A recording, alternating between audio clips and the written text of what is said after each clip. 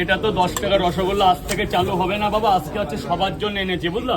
আজকে এটাই টাকায় নিচ্ছে না, যার জন্য তোমাকে দুটো মিষ্টি দিয়েছি, ওর মধ্যে দুখানা মিষ্টি দেওয়া আছে। দেখছি দাও, 1 2 3 4টে পটা।